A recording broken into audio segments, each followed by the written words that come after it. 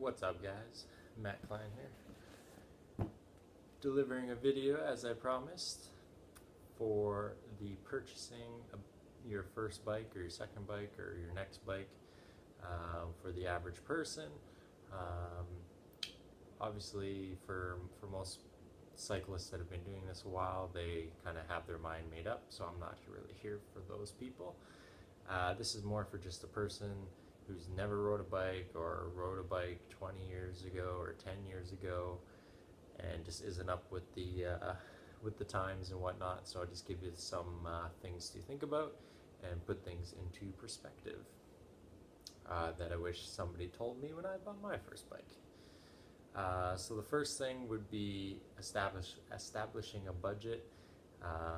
Now, if you have millions of dollars or tons of money, or you just want to spend tons of money on a bike, you can go ahead and do that.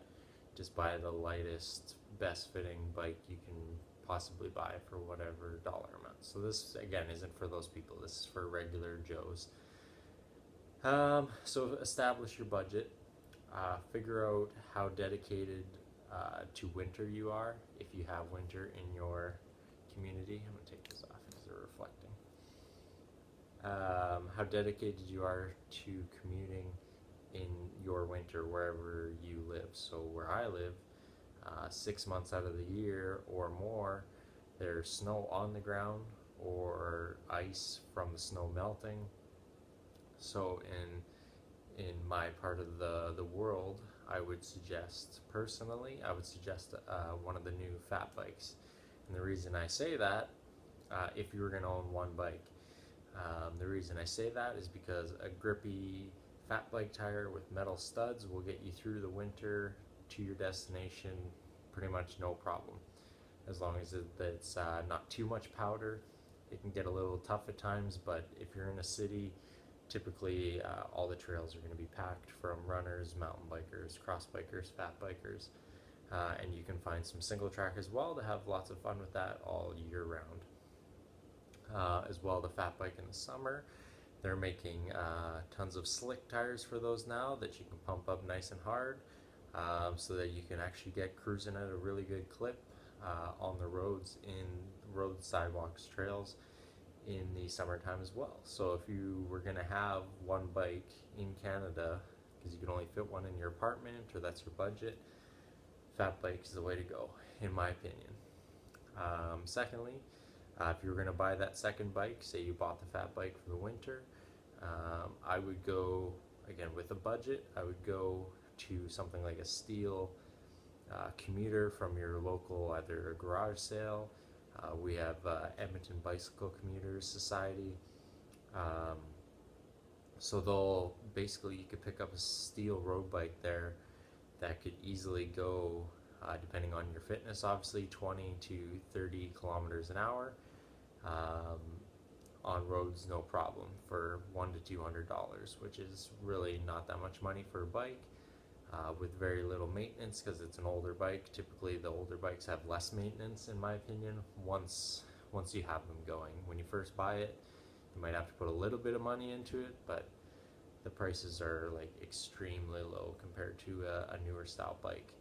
For example, when I bought my steel commuter, to put a new rear brake pads and cables, it cost me $250 for the pads and the clinchers, and it cost me another like $2 for the wiring, and I did the work myself. Or if you had to hire someone, they might charge you $15 or whatever.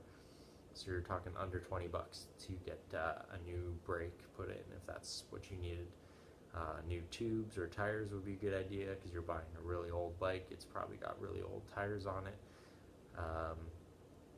But definitely I could help anyone out with that. If they wanted to leave their questions down below, I could definitely put some input into helping you pick a steel commuter bike out or fixing it up. The next thing you want to determine is, how far is your commute, first of all.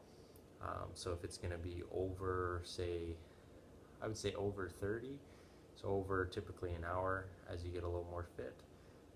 Anything over an hour, you want to obviously get a faster bike. Unless you just have the time and you want to enjoy it, then that's all for you. But it's something to take into consideration, especially on the fat bike in the winter. You're going to be quite a bit slower.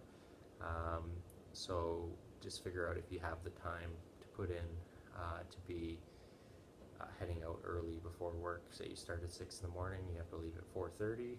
Something to think about, but definitely doable. It just depends on what you want to do. Next one is the fixie bike, which is kind of just for fun. I'm going to make a different video on that. And then a single speed for the shorter commutes and living in the city. Shorter commutes, you could easily fix up a single speed bike for cheap, lowest maintenance bike on the planet, next to a fixed gear because they don't have brakes, but a little different riding style there.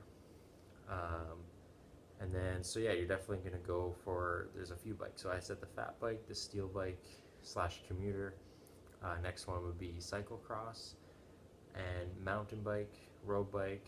And then another thing to consider putting on, depending on your lifestyle and your job, is panniers on the back typically, or all four if you need to carry that much, but typically you only need one or two on the back, which you can carry your work uniform in, or say a laptop, any kind of tools. If you were going to work construction, you could even throw some tools in there if you needed. They make pretty big, light panniers nowadays.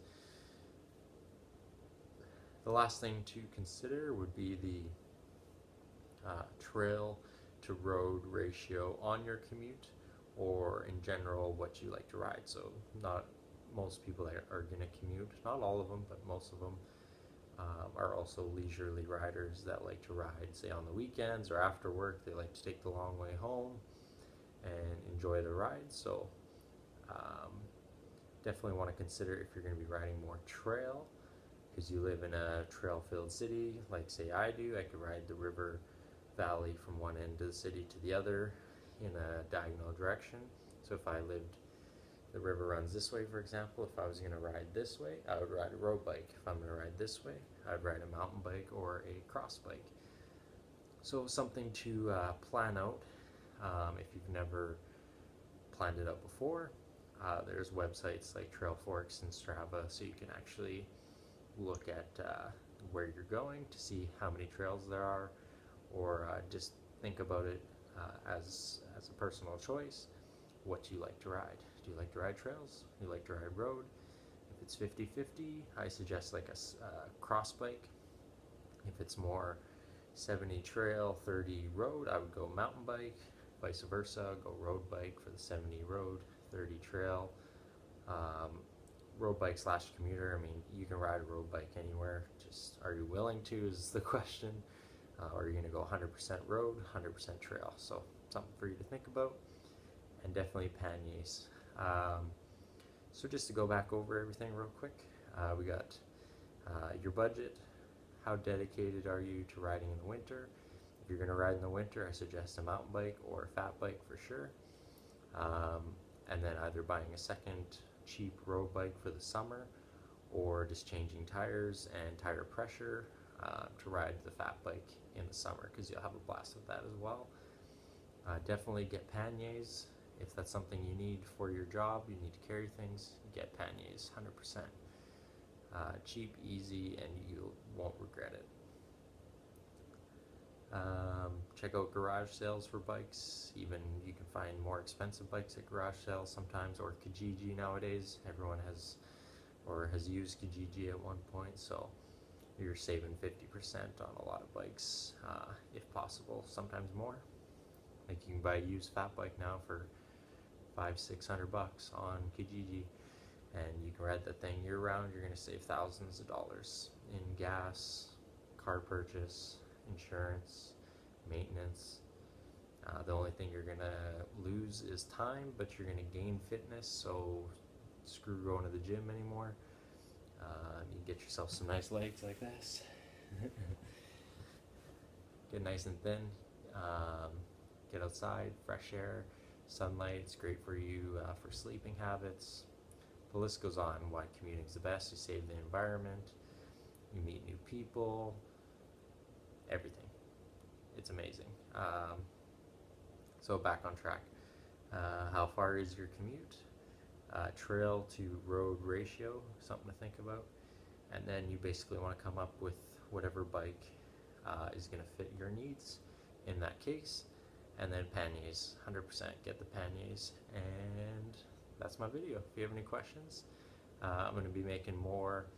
Next video will probably be cyclocross intended. This will be the longest one for sure in detail, because commuting can be so many different things. Whereas the next few videos are going to be a little more specific in each brand or each style of riding. So pretty obvious for the most part, but definitely should have some good tips in there. All right, have a good night. Take it easy. Oh, and I want to show you my rental bike. I'm here in Dallas, Texas, and I just rented a bike today, Cannondale.